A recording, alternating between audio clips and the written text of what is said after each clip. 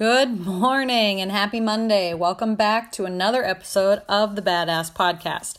Today's episode is a special request from one of the women in my mastery group. We were talking about self-sabotage recently, and I have been a self-sabotager majority of my life. I want to be in control of everything. I don't like surprises. And when I used to get to a point that felt uncomfortable, I would do something to mess it up, to bring it back to normal. So we were talking about our self-sabotage stories, and the ultimate self-sabotage I did, I think one of the ultimate ones, is when my husband proposed to me. And so I want to share a story of when my husband asked me to marry him and how I almost totally screwed it up, okay? Some time we had been dating for about 4 years, not quite 5 years. Every spring, every winter, we would go out to the mountains. And so this year wasn't any different. We had been together a few years, and we typically rent a cabin with the family. So we'll stay with family for a few days, do some things with them. I have family that lives just outside of Denver. And then we would usually go to the mountains. We would stay in Silverthorne, Frisco, Breckenridge, things like that. And so this year we went out there and we're up in the mountains. And this is, I believe it was day one of snowboarding. I love snowboarding. I used to ski. So just a side story. So I used to ski most of my life, and then I met my husband and he was a snowboarder. And I'm very competitive. And so he didn't think that I could snowboard. So I was like, oh, hell yes, I can. And I taught myself how to snowboard. And I'm not kidding you. The first year I learned how to snowboard, I was a walking bruise. I had bruises from head to toe. I went everywhere that had a ski lift within a day's drive and was on the slopes all the time, to the point where I was as good, if not better, of a snowboarder as he was. So that's neither here nor there. So we're out in the mountains. We have our snowboards, and we're heading up to the mountain for the day. And it's just like any other day, you know, I'm an early riser. And so we're trying to get to the mountain. I think the slopes open at about 8:30. So we do our breakfast, we head to the mountains. And it takes a while to get into the ski lift. If you've ever been to the mountains, we typically go to Copper Mountain. And they have like a bus that takes you from the parking lot over to the actual ski lift area. So we're getting all ready, and so he tells me, I want to go to the top today. And I was like, no, I am not going to the freaking top of the mountain. And so all day long, he keeps telling me, I want to go to the top of the mountain. I want to go to the top of the mountain. And I hate rope lifts. If you are a skier or if you are a snowboarder, you are probably familiar with a rope lift. And for those of you who are not a skier and not a snowboarder, let me just fill you in on what a stupid rope lift is. So a rope lift is literally a rope on like 2 cylinders that just rotates and it pulls you up.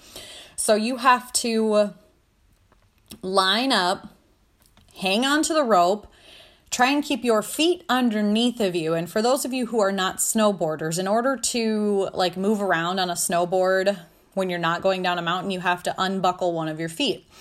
And then you have like this stick pad on your board that helps keep your foot in place, but not actually strapped, so that you can use your back foot to slide you around. Kind of like a skateboard. Like me, I'm right-footed, so I keep my left foot planted in the front in the strap. And then I use my right foot behind me to push. So if you can envision, or if you can visualize a skateboarder, how they are, skating down the street, they have one foot on and then one foot that they're pushing themselves. And so it's the same thing with snowboarding. And then you have like this plastic or rubber like stick pad to put your foot on when you're not pushing yourself until you can get your foot buckled back into the strap. And so I'm just terrible at it. I'm just terrible at rope lifts, and I didn't want to do it. Every other rope lift I've ever been to, I have fallen flat on my face, and I'm one of those people that like refuses to let go of the rope, so I'm being drug like a rag doll with a freaking snowboard on me and just snow piling in my face, being drug up this rope lift. And so I was like, no, I'm not freaking going up to the top of the mountain. You and this rope lift can go fuck yourselves. And I'm just getting mad. Like the old Sasha, I used to get really angry really quickly. And so he just kept nagging at me. I want to go to the top of the mountain. I want to go to the top of the mountain. I'm like, I'm not going to the freaking top of the mountain. So we stayed on like the blues and the blacks. At this particular mountain, the greens are too flat for snowboards, or at least for me, because I found myself getting stuck all the time. So we usually stick to the blues, which is like medium, intermediate, and then the blacks, which is expert. Well, I think they call it like advanced intermediate. I don't think I'm an expert by any means. I think that's like the double black diamonds are for the advanced, and I am not an advanced snowboarder. So we stayed kind of on the blues and the blacks, and then we go and have lunch around noon, and he just keeps talking to me. You know, it's such a perfect day out. I just really want to go to the top. Let's go get some fresh powder on the bowl on the backside. And the bowl is like what's the word I'm looking for? They like drag. Oh, what the hell? I can't think of what the word is called. Groomed. It's groomed. Okay. So on the front side of the mountain, they have groomed trails, which they actually like plow out the trails for you so you know where to go. And on the back side, they have what they call a bowl. And so the bowl is like a powder side, like they don't groom it. So it's like deep snow. And in order to get up there, you have to go up these rope lifts. And so my husband's really into like the backcountry snowboarding, whereas I'm not as good at it. So I tend to just sink in deep snow. So your girl here likes to stay on the groomed trails because I value my life, and I feel like I would be one of those people that gets stuck 6 feet under snow and just stays there to freeze to death. So I stay on the groomed trails. And he is at this point begging me, like, Sasha, can we please just go up there? If I ask you for one freaking thing, can we just please go up there? And so finally I'm like, fine, God damn it, I don't want to fucking go up there, but if you want to go up there, then fine, we'll fucking do it. And I'm like pissed. I do not want to go up this freaking mountain. So it takes 3 lifts to get up there.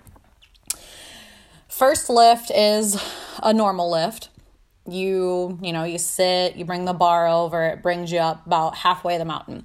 And then there's another lift where you sit and it's smaller. It only fits like 2 people, whereas the first one fits like 4 or 6. It's a massive lift. And so the second one brings us up 3/4 of the way to the mountain. And then you got to kind of snowboard around to the other side where the rope lift is. And I am like panicking at this point. I'm so nervous. I'm like, I'm going to fall on my face. Like, I can't do this. Like, I can't believe you're making me do this. And he's like, oh, honey, it'll be fine. He's like trying to pep talk me and telling me everything will be okay. He'll be right there. It'll be fine. It'll be fun. We're going to have such a good time. And I am just like getting more mad. God, you guys, looking back, there was such a hothead. And so we finally make our way up the line to the rope lift, and he's behind me.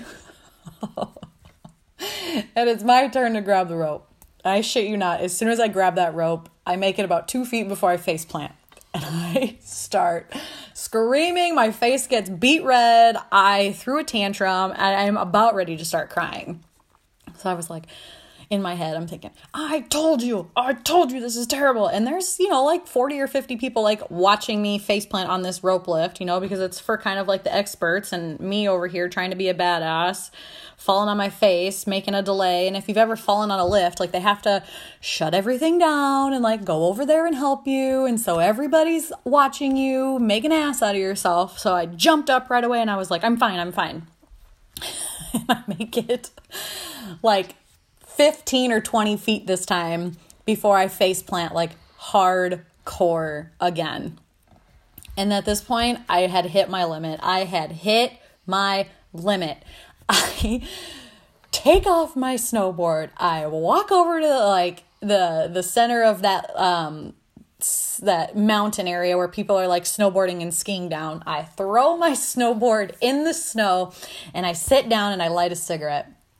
And my husband comes over and, he goes all the way to the top because at this point they're not stopping the lift. I'm already up there. I just said, fuck it. I let go and I went off to the side. So they're just still going. So he goes all the way to the top and he snowboards down and he says the dreaded, "Are you okay?"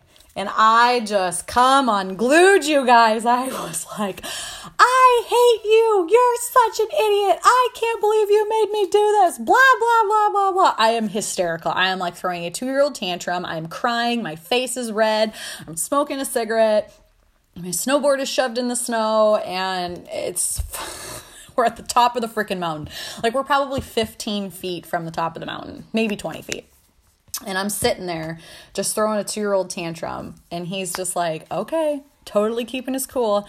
And that almost pissed me off more because I'm like, how are you not, like, are you kidding me? And so then I sit down and I finish my cigarette. And then he turns around and he's like, are you done? Like, are you done throwing a fit kind of thing? Because he would always say that to me. Are you done? Are you done? Are you done throwing a fit? Are you done being dramatic?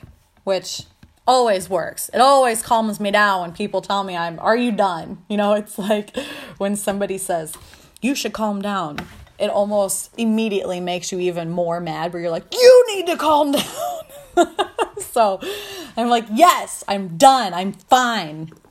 And I turn around because he was up behind me on the mountain. And I turn around and he's down on one knee and he has a ring and a box in his hand. And I just started crying all over again. So then I was a hot mess. I was so happy. I couldn't believe that this was happening. My face is beet red again. I'm crying. I'm shaking. And I was like, are you sure? Are you sure? Are you serious right now? And then I was like, yes. I couldn't believe it. I just kept asking him, are you sure you want to do this?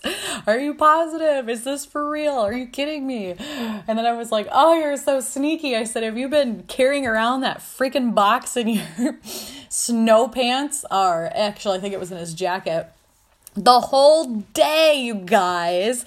And so this is the whole reason that he wanted to take me to the top of the mountain. Because, I'll tell you a little backstory.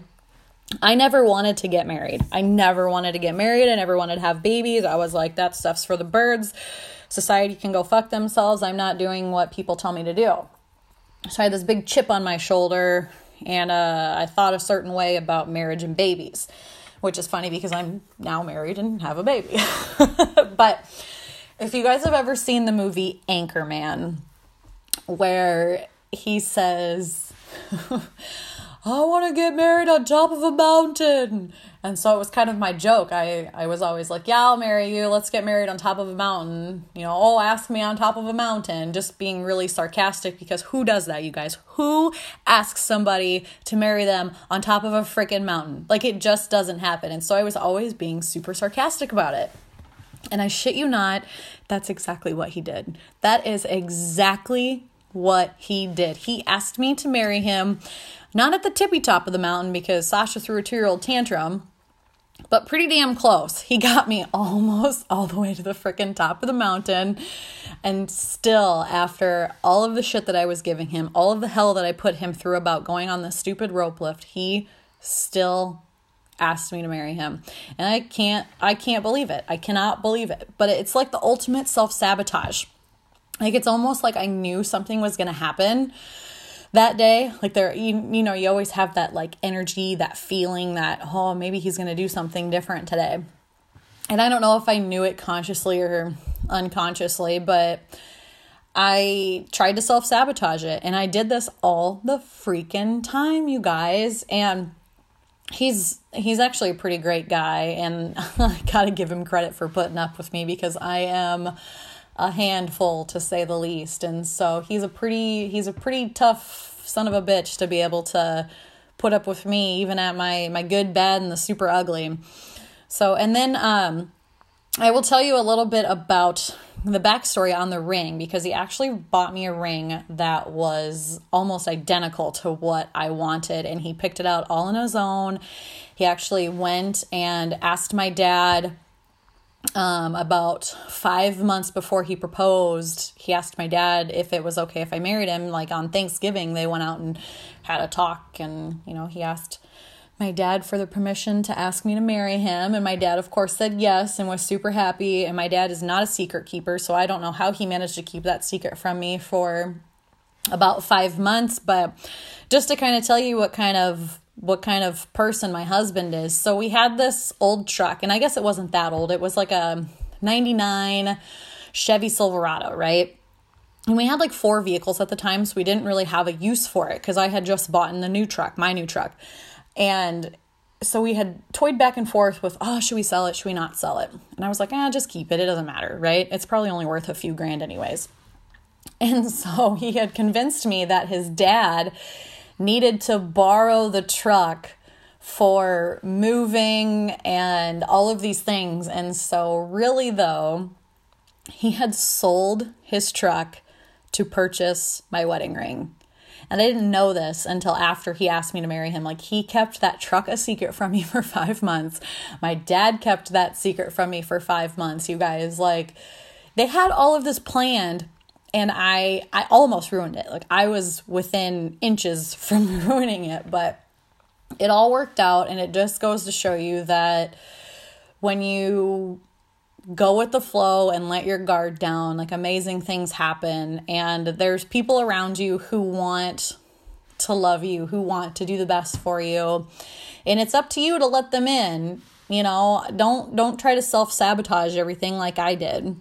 Throughout my life, I've self-sabotaged relationships and jobs and promotion. I mean, everything. I almost tried to sabotage the proposal and the marriage. I'll get into the wedding day another day, but that in a nutshell is how my husband proposed and how I tried to screw it up. So then stepping back, we ski our way back down to the mountain. And I am just so happy. I am just like over the moon happy. We finished off snowboarding the rest of the day. I think there was only like 2 hours left before the place closed because they shut down at like 4:00. And then afterwards we get back to our hotel. And then that's when we started calling everybody and sending pictures and telling everybody. But yeah, he did. My husband proposed to me on top of a mountain in March. And I tried to ruin it. I'm so glad I didn't, though. I'm so glad everything worked out and that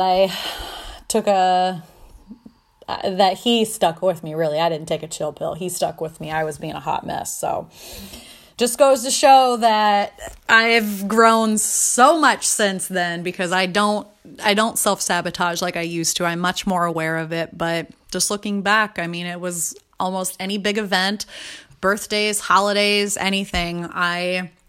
I get super stressed out, I get super overwhelmed, and I try to ruin it. And I catch myself now, whereas before I would just totally spiral. But now I am aware of it, and I'm like, oh, okay, wait a minute.